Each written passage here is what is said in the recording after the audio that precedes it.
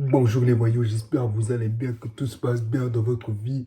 Moi ça va très bien parce que hier on a vu le match France-Maroc et on a encore gagné 2-0. Une victoire claire et nette, même si le score, c'est pas un gros score, mais c'est le Maroc en face. C'est une des meilleures équipes de cette Coupe du Monde, pour moi en tout cas. Et je pense que beaucoup de monde pense la même chose. Et bah déjà, j'aimerais adresser un merci aux Marocains et félicitations aux Marocains parce que ben, dans cette Coupe du Monde, ils ont montré un gros visage. Les joueurs les respectent. Les joueurs mouillent le maillot. Les joueurs qui ont tous fait une grosse Coupe du Monde. Même, je vais dire quelques noms comme ça, en mode Saïbari, il n'a pas joué, c'est dommage. Il y a eu Chadi Riyad avec Issa Diop, la défense centrale. Il y a eu Bouhaddi, évidemment, et El Ainaoui à côté de lui. Donc, tu vois, il y a eu des joueurs qui se sont, je ne veux pas dire qu'ils se sont démarqués, mais qui ont aidé le Maroc à atteindre ce stade de la compétition. Parce que ça aurait pu s'arrêter, par exemple, au 16e, tu pars jusqu'en prolongation et même jusqu'au tir au but face aux Pays-Bas, en 16e, ça aurait pu s'arrêter là. Mais les joueurs ont montré de l'abnégation, ils ont montré de l'envie et franchement, un gros bravo aux Marocains parce qu'ils ont fait une grosse Coupe du Monde comme en 2022, même si je pense sincèrement que cette équipe de 2026, elle est meilleure que 2022. Mais de loin, de loin. Même si, ben, au résultat, le Maroc 2022 a fait mieux que 2026, l'équipe 2026 est meilleure. Donc, c'était la petite parenthèse d'hommage aux Marocains. Maintenant, je vais parler de l'équipe de France et les gars, oh, bah, déjà, deuxième respect à monsieur qu'on a un peu douté envers lui. On a eu des doutes envers lui, rien qu'un an en arrière. Encore pire à l'Euro 2024. On voulait tous qu'il dégage à l'Euro 2024 parce qu'on voyait des choses qui étaient dommages parce qu'on avait un gros vivier, on avait une grosse équipe et pourtant, on proposait pas grand-chose au final. Même si on a fait demi-finale, on sait toujours pas pourquoi aujourd'hui. Tu vas me dire. Donc, j'aimerais remercier cet homme qui va quitter l'équipe de France à la fin de cette Coupe du Monde. Et c'est Didier Deschamps. Didier Deschamps, merci. Merci. Franchement, merci. C'est tout ce que j'ai envie de dire en fait. Parce que l'équipe de France a un gros vivier, comme je l'ai dit plus tôt. Ils ont une tonne de joueurs qualitatifs avec de gros talents. Un gros talent à chaque ligne. Défense, gardien, milieu, attaque. On mange bien à tous les lignes. Et il a décidé d'aller jouer plus. Il a décidé de plus jouer sur l'attaque par rapport à l'Euro 2024. Rien que pour ça, merci. Parce qu'on arrive à voir désormais des joueurs comme Michael Olise, des joueurs comme Kylian Mbappé qui répondent présents, les deux. Désiré Doué, qui est majoritairement titulaire, qui a été titulaire aujourd'hui à la place de Barcola. Barcola aussi qui répond présent en attaque. Il y a aussi Cherki qui peut sortir du chapeau. Il y a Dembélé, Ousmane Dembélé, le Ballon d'Or évidemment, qui a marqué encore une fois. Et ça fait 5 buts déjà désormais. Le Ballon d'Or est toujours là. Il répond présent même dans les grands matchs. Et que ce soit au PSG ou en équipe de France. Et ça fait plaisir les gars. Donc, Kylian Mbappé, encore une fois, qui a marqué. Il ne va pas s'arrêter celui-là, hein. Il veut tout le temps rattraper Messi.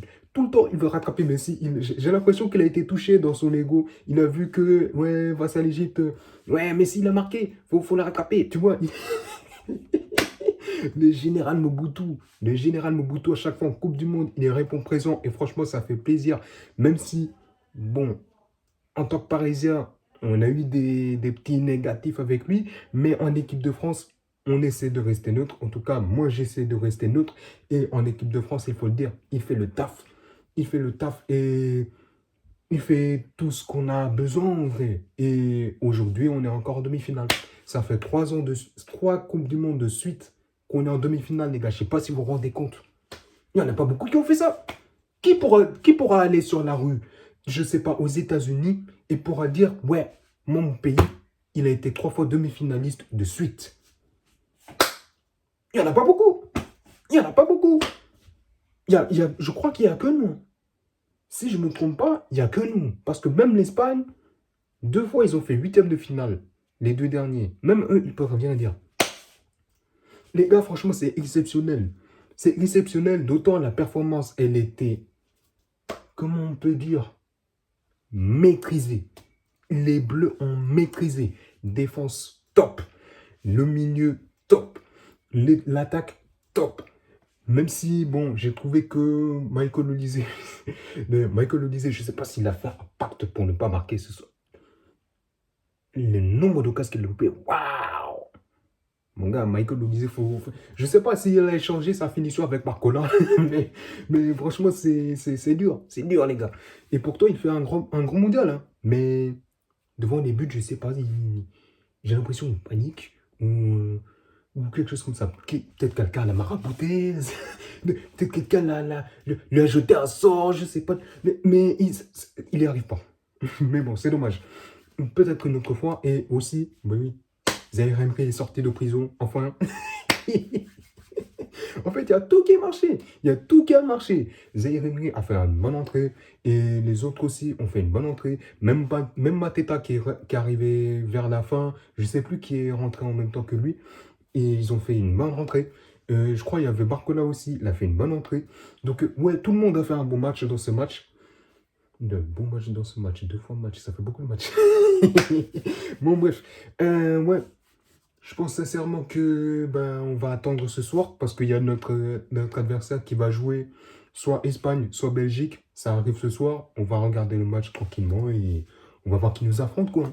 De toute façon, je vais pas dire grand-chose, mais je pense que pour ces demi-finales, on est prêt.